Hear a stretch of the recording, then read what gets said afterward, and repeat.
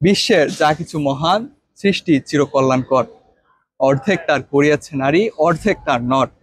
কবি কাজী নজরুল ইসলামের নারী কবিতার এ দুটি লাইন বাস্তবায়িত হয়েছে বৈষম্য বিরোধী ছাত্র আন্দোলনে। দর্শক, বলছি নুসরাত জাহান টুম্পার কথা। দর্শক, আমাদের সাথেই আছেন তিনি, আমরা তার কাছে জেনে নিব তার আন্দোলনের কথা।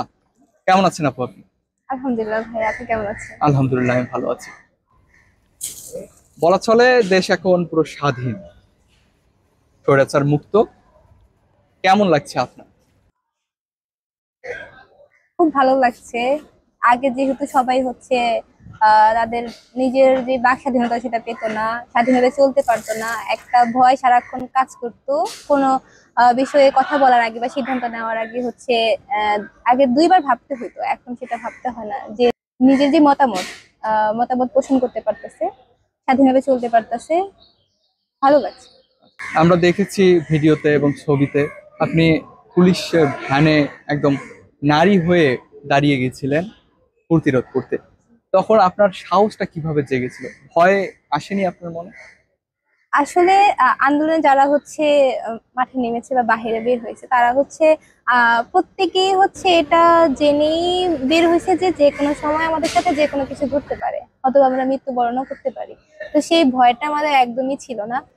তাই ওই সময়টাই হচ্ছে আমার কাছে মনে হয়েছে যে এখন ভয় করার সময় না। আমরা যদি এখন দুপা পিছিয়ে যাই, তাহলে ওনারা হচ্ছে যে যে তখনকার স্বৈরাচার ছিল, তারা হচ্ছে আমাদের দিকে 4 পা এগিয়ে আসবে। তো পিছোবার কোনো হচ্ছে সুযোগ ছিল না। যার কারণে সামনের দিকে আমরা এগিয়ে যাব, যা হবার সেটা ফেস করবো। আন্দোলনের পর বাংলাদেশ এখন স্বাধীন। স্বাধীন হওয়ার পর একটা ধাক্কা এসেছে বাংলাদেশে, হয়েছে বন্যা, প্লাবিত হয়েছে বিভিন্ন অঞ্চল। এখানে কি আপনি অংশগ্রহণ করেছিলেন? একটু আমাদের জানাবেন।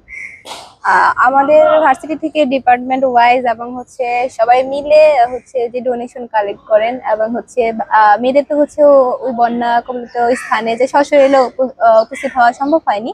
যে থেকে যে ডোনেশন কালেক্ট করা, ত্রাণ কালেক্ট করা, সেই দিকে কাজ করেছি, এবং ভাইয়ারা হচ্ছে স্পটে বিতরণ গিয়ে করেছে। হচ্ছে বিতরণ করেছে।